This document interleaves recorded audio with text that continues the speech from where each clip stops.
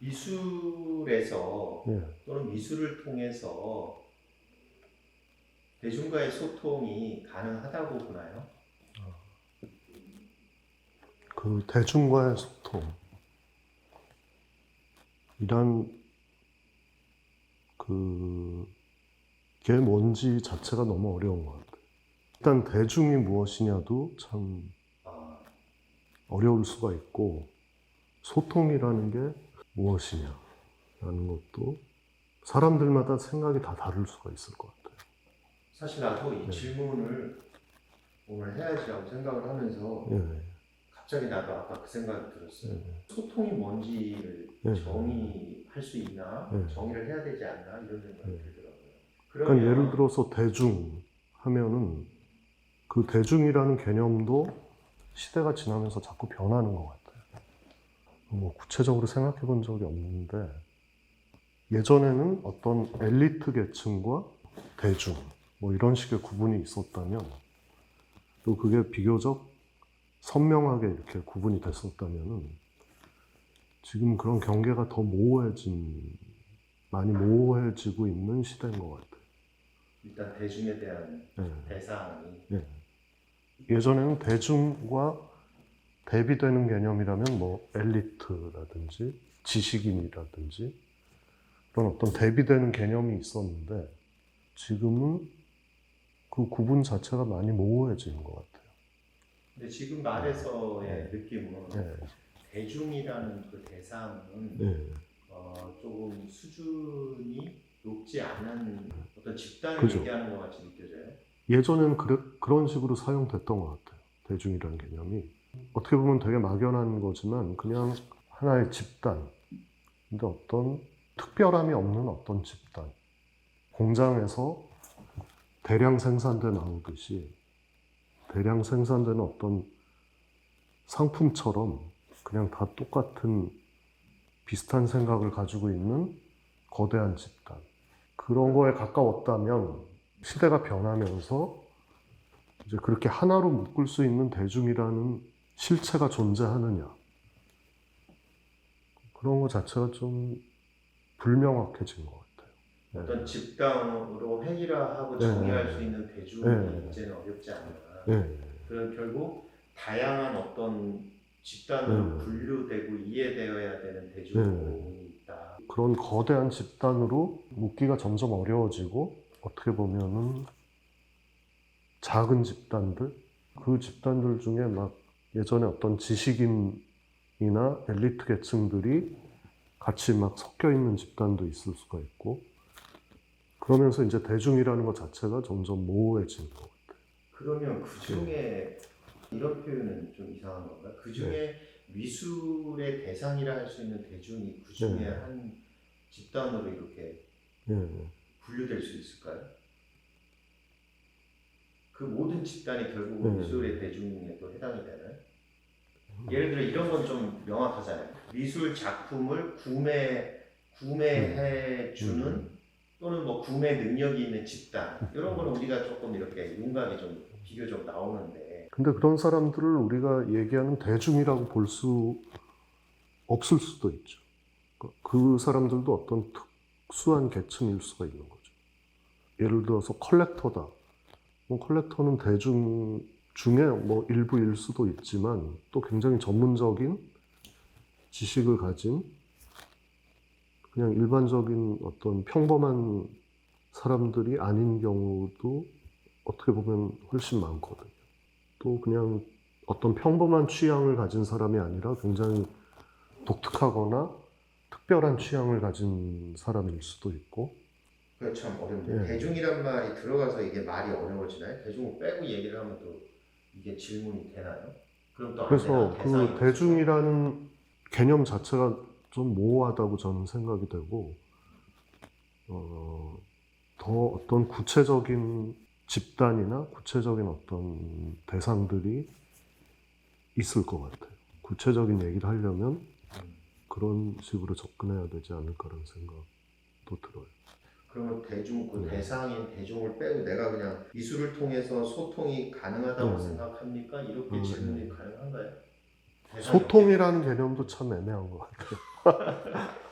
그러니까 네. 두 가지 그러니까 정의의 소통이요. 난제가 걸려버리네. 제가 미술을 처음 시작할 때 이제 소통 얘기들을 많이 했었는데 젊은 작가들이나 미대 학생들이 모이면은 우리가 어떻게 소통을 해야 되느냐 막 이런 그런 얘기들도 많이 했었고 고민들도 하고 제가 대학 다닐 때 80년대에서 뭐 90년대 초 그 시기에 이제 어떤 많이들 얘기했던 것 중에 하나가 작품이 현실과 어떤 접점을 가지고 있느냐 없느냐 어떤 태도를 가져야 되느냐 작가가 이런 거에 대한 논쟁들이 많았죠.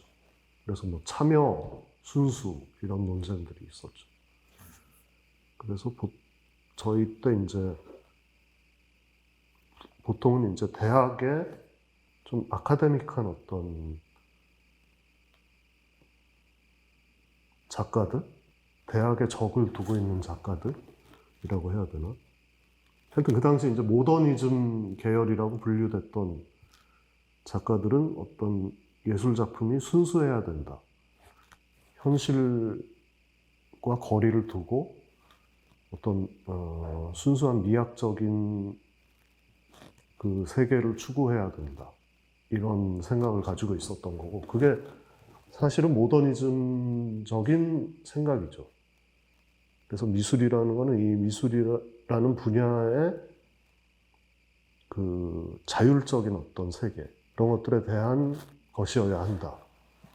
이게 모더니즘적인 어떤 사고였다고 할 수 있고 그 반대편에 이제 우리나라에서는 그 당시에 민중미술 뭐 이런 것들이 막 유행하면서 이거는 어떻게 보면 미학적인 입장이라기보다 좀 윤리적인 입장이었다고 생각하는데 미술이 어떤 사회로부터 격리되어 있지 않고 참여해야 된다. 현실에 개입하고 현실을 움직이고 변화시키는데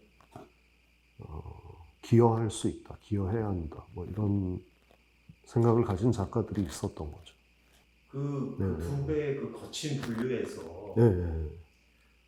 물론 뭐 이동기 작가도 그 두 개밖에 없다라고 말을 하는 건 아닌 건 분명히 알지만 이동기 작가의 지점은 어딜까요 지금? 저는 그 두 가지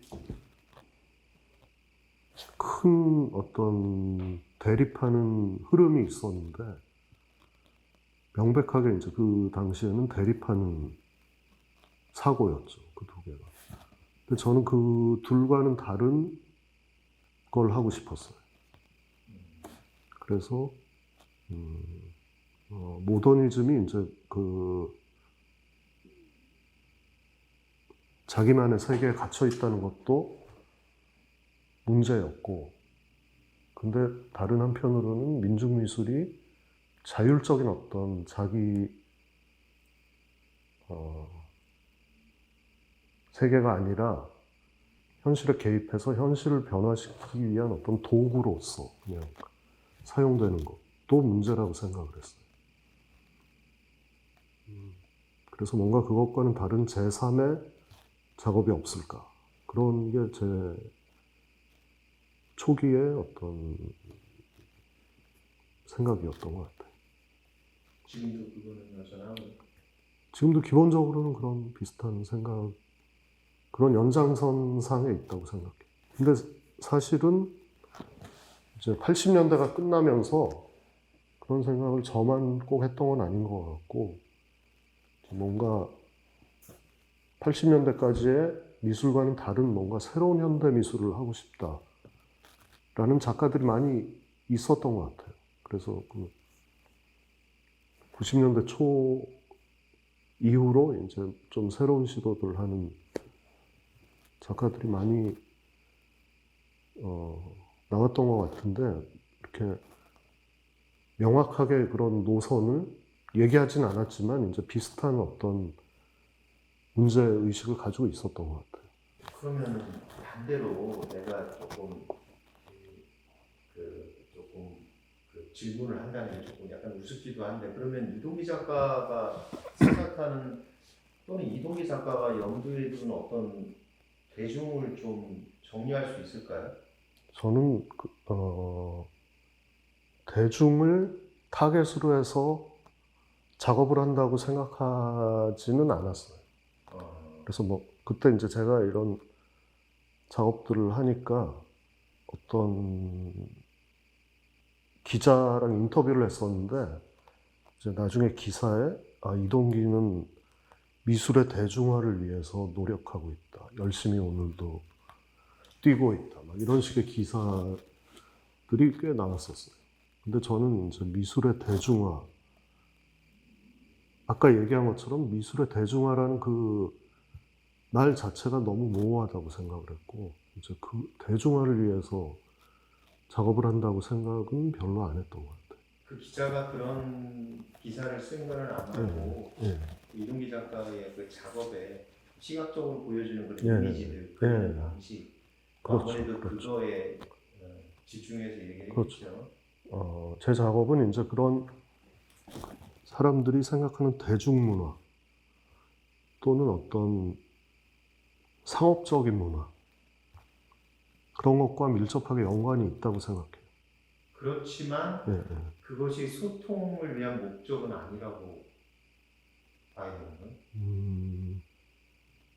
소통이 목적은 아닌 것 같아요. 소통이 되면 좋겠죠.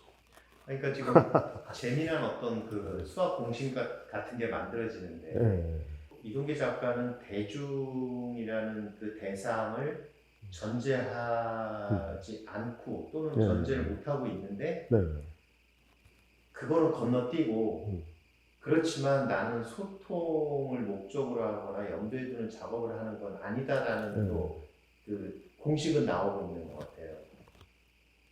그게 난 좀 재밌게 대중을 염두에 두지 않으니까 소통에 그거는 비슷한 맥락 아닌가요?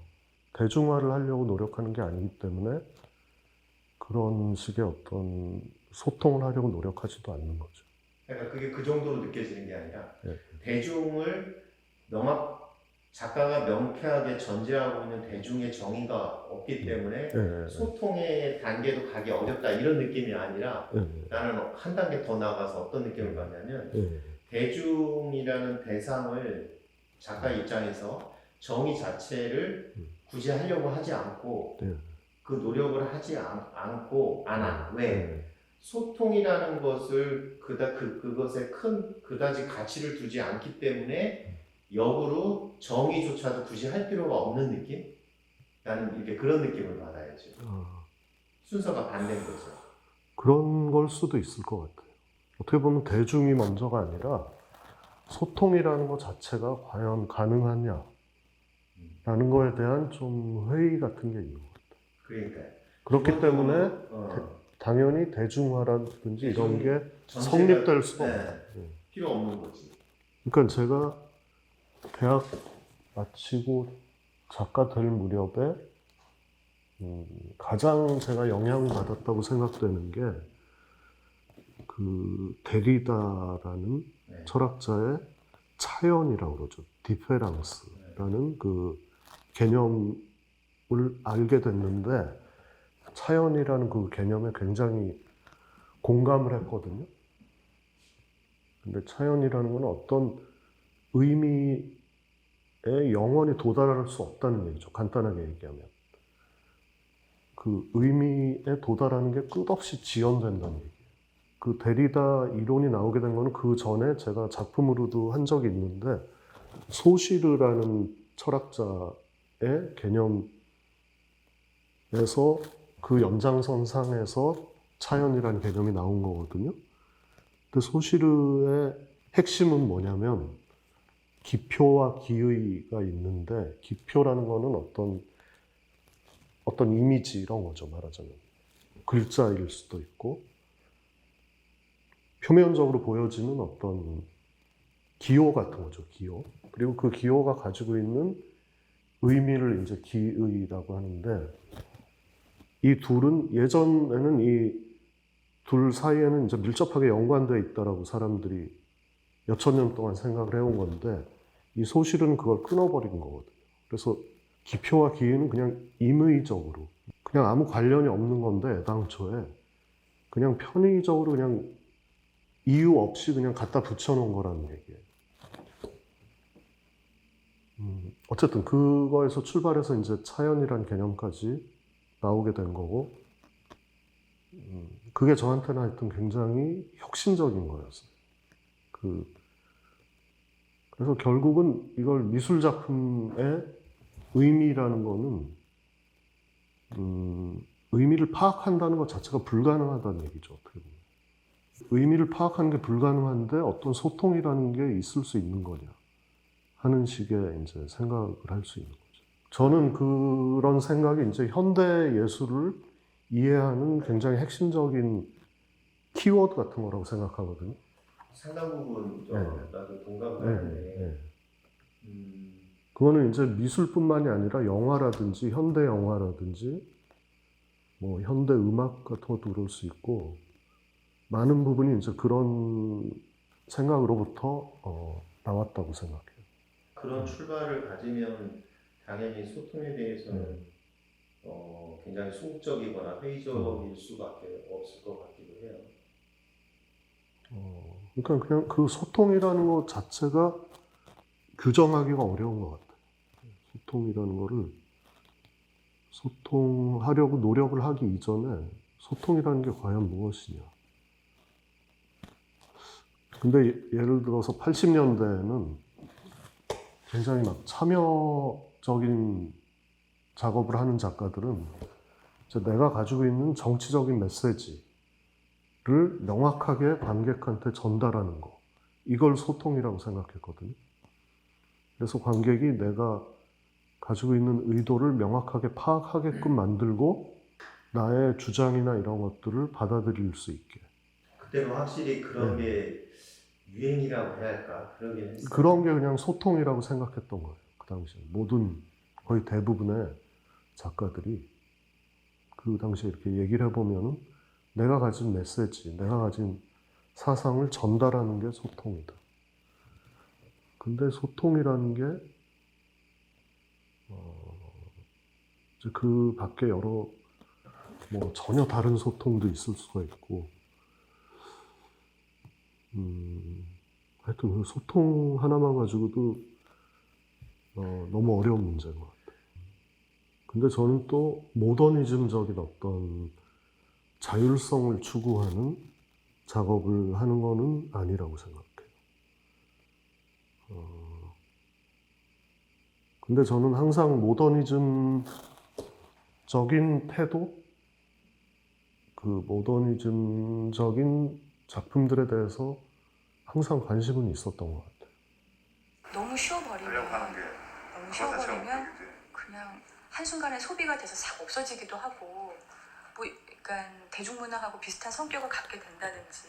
내가 한 얘기는 그때하고 비슷한데 지금 이런 얘기가 비슷한 일관성이 있네.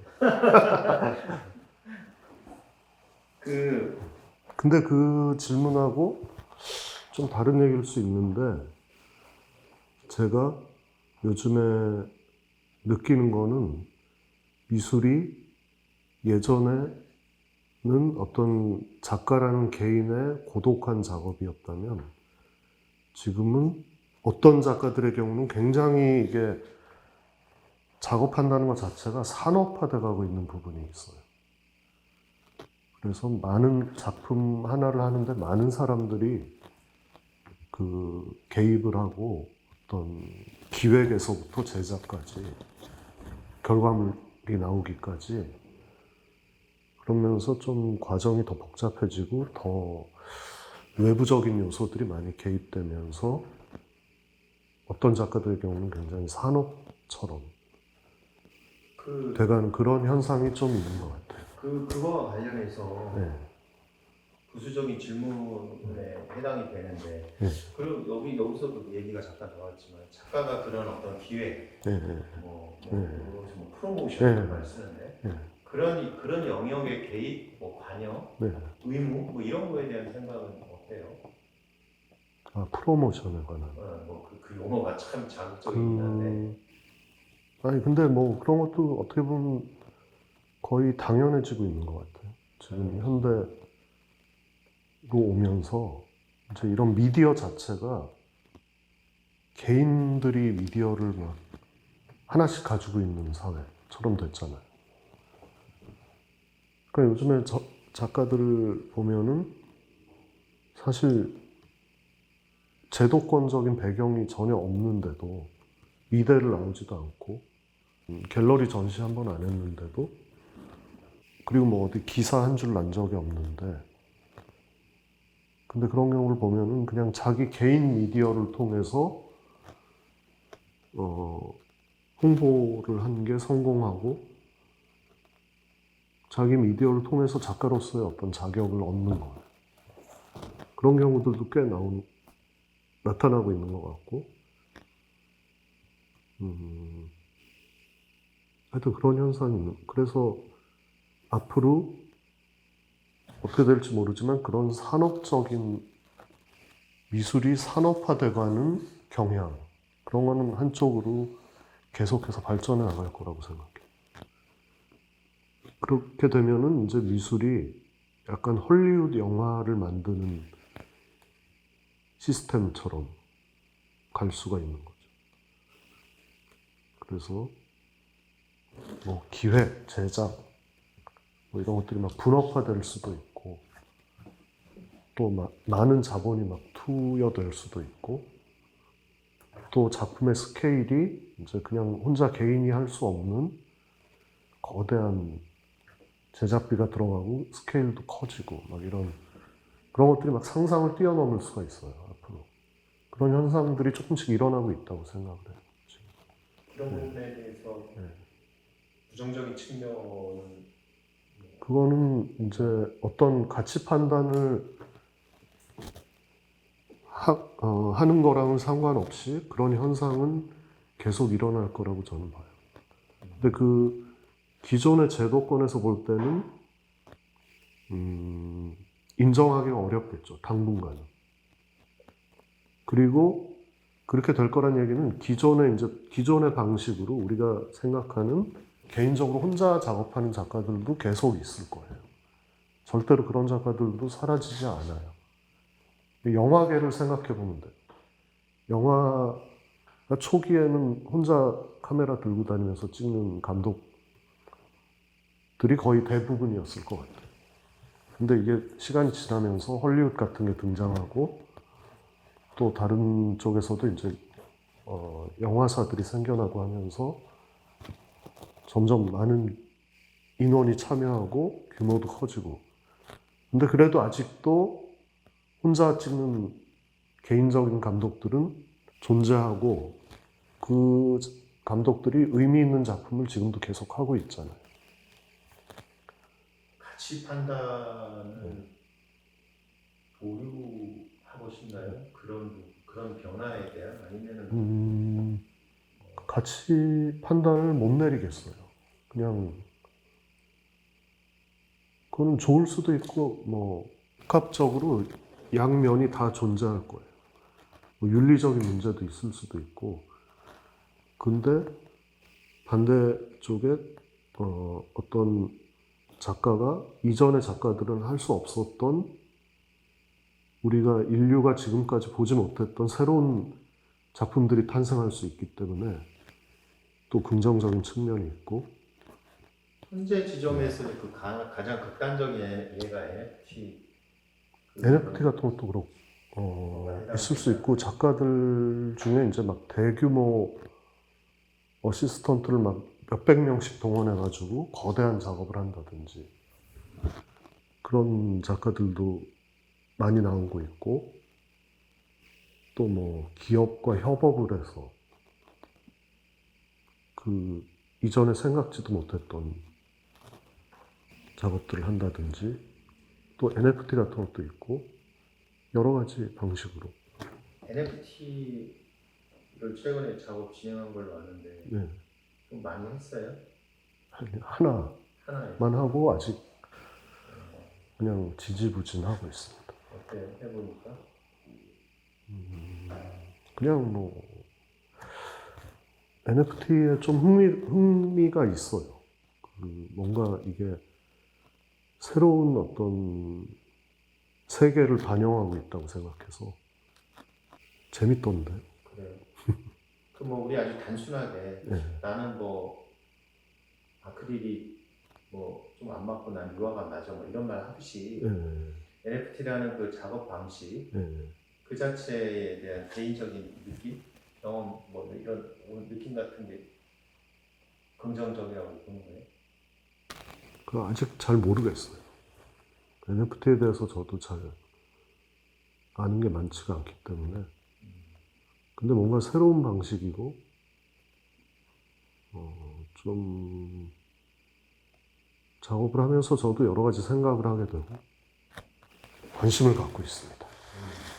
그거에 비하면 매우 전통적인 거지만 하나 좀 묻고 싶은 게 최근에 제가 알기로는 국내에서 이 아트 페어가 굉장히 두드러지게 많아지고 시장도 늘어나고 예, 뭐 듣기로는 예. 판매도 꽤 많이 촉진이 됐다고 얘기하는데 예. 그런 아트 페어 같은 거 아트 페어 중가와 이에 따른 미술 시장의 확대라고 할까? 이런 거에 대한 혹시 뭐 변화 같은 게 좀 있을까요? 연애가 없어요. 없어요. 별로 관심이 없어요. 관심이 없다는 얘기 별로 참여를 안 해봤나요? 아니, 참여는 뭐 어느 정도 했지만 국내에도 어느 정도 했어요?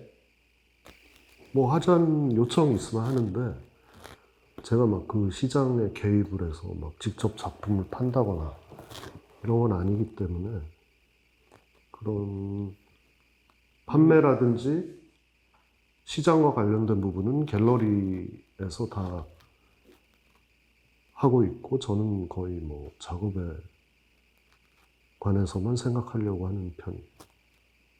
다른 작가들도 대체적으로는 참여만 하지 가서 뭘 하지 그죠. 않죠. 네. 내가 묻고 싶은 건 아트페어라는 그 어떤 미술 시장이라고 말해요. 네. 그 형태에 대한 곳이냐. 그러니까 아트페어가 지금 우리가 비엔날레는 한 150년 정도 된 거거든요. 베니스 비엔날레 같은 게. 하여튼 100년이 넘었는데 아트페어라는 게 시작된 거는 제가 알기로는 70년대 한 중반? 정확히 모르겠나 하여튼 그때쯤부터 시작이 된 거고 그래서 그 아트페어라는 개념 자체가 또 계속 변하고 있는 것 같아요. 그래서 우리는 아트페어 하면 그냥 시장, 완전히 그냥 상업적인 어떤 시장 이렇게 생각을 하는데 어떤 면에서는 아트페어가 이제 새로운 작업을 선보이는 작가들을 소개하는 뭐 이런 역할도 하고 있는 것 같고 어쨌든 지금 굉장히 최전선에 있는 작품들을 좀 보여주는 아트페어가 그런 기능들을 하는 측면이 있는 것 같아요. 최전선에 대한 견해가 나와서 다른가 봐요. 다를 수 있죠. 해외 아트페어들을 보면은 단순히 그냥 팔기 위한 시장이라기보다 어떻게 보면 그 시장의 논리가 더 고도화된 어떤 논리일 수도 있지만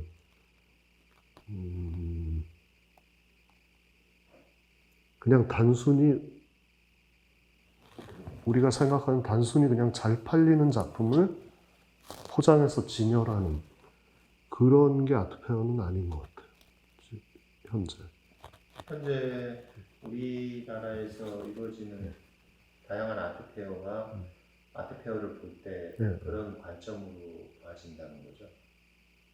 그러니까 우리나라 아트페어는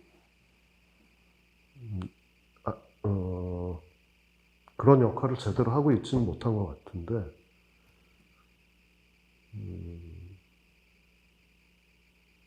글쎄 자꾸 해외 얘기를 하게 되지만 하여튼 해외의 어떤 메이저 아트페어 같은 경우에는 중요한 아트페어들인 경우에는 그런 역할을 하는 페어들이 꽤 있는 것 같아요. 그래서 그게 그냥 단순히 작품 팔기 위한 시장이 아니고 현재 전 세계의 어떤 현대미술의 경향을 한 번에 보여주는 그런 역할을 하는 아트 페어들이 꽤 있는 것 같고 그런 식으로 이제 변해온 것 같아요. 그러니까 우리나라는 뭐 비엔날레나 마찬가지로 아트 페어의 역사도 상대적으로 짧다고 볼 수 있는 거죠.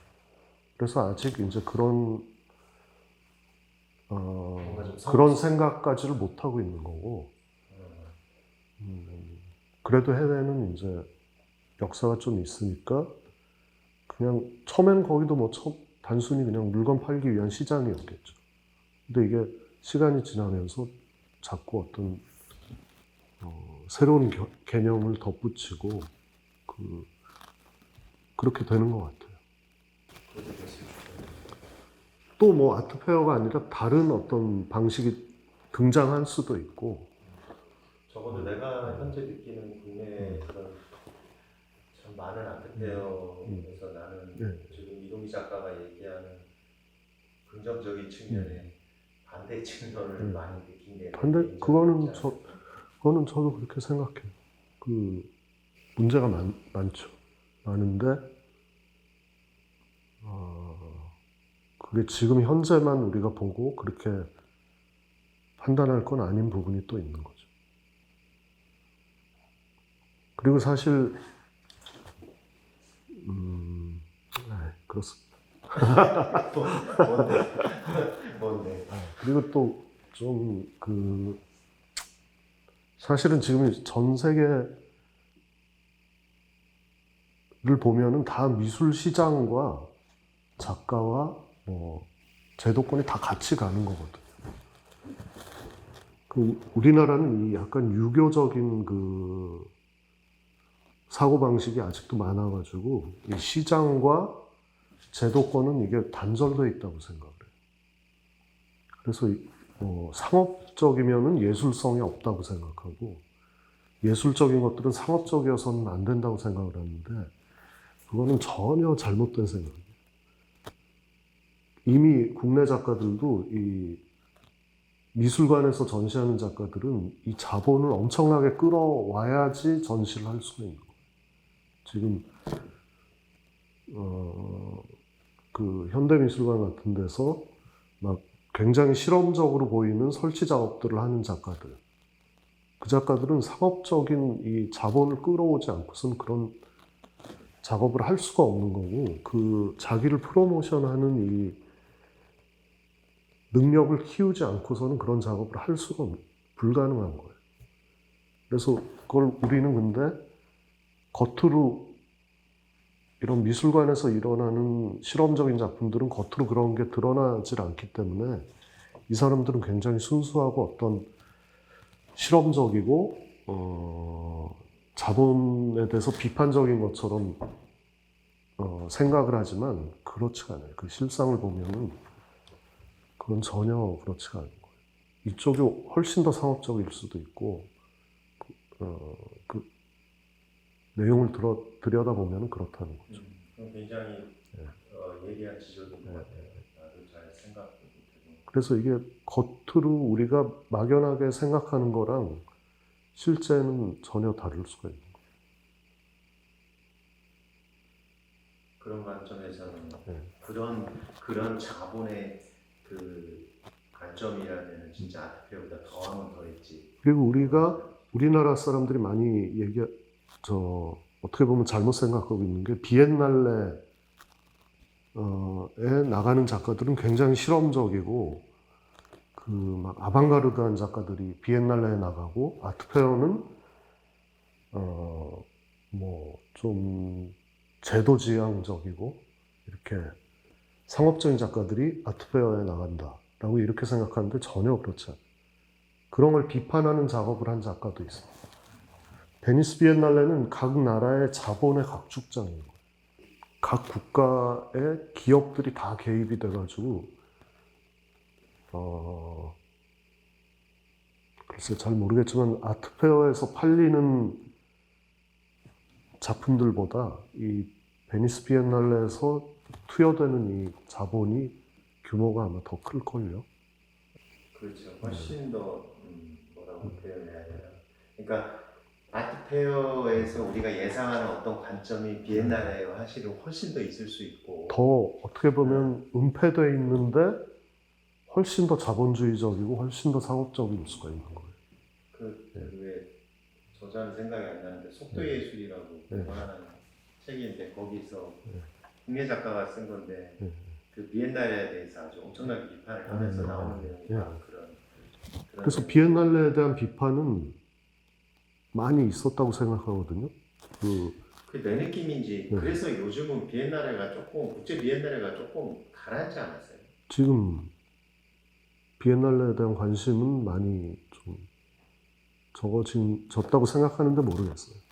그게 꼭 뭐 어떤 그런 비판 때문이라기보다는 비엔날레는 역사가 이제 막 100년이 넘어가니까 이제 완전히 그냥 제도화된 거고 그런 국제적인 제도화되고 굉장히 자본화되고 굉장히 왜 국가주의적 그런 그죠.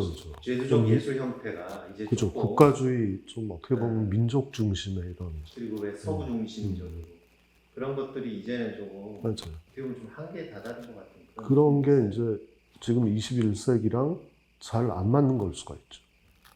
지금 현재의 어떤 이 변화하고 잘 안 맞는 걸 수가 있죠.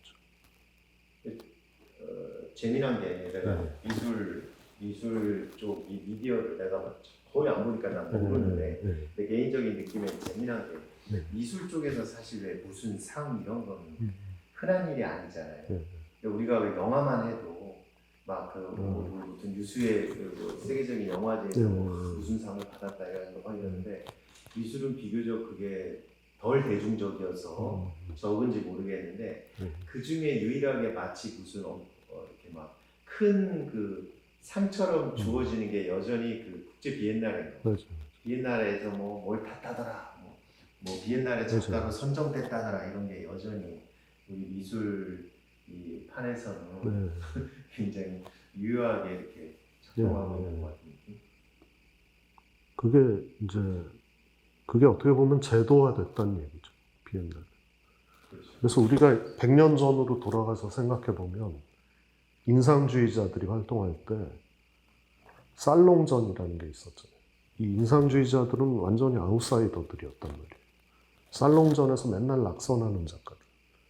근데 그 당시에 사람들이 최고라고 생각했던 건 살롱전에서 상 탄 작가들. 근데 그때 살롱에서 우리나라로 치면 국전에서 막 대상 타고 뭐 이런. 근데 미술사적으로는 지금 그 살롱에서 상 받았던 작가들은 다 사라졌잖아요. 그때 중요했던 작가들은 인상주의자들이었고.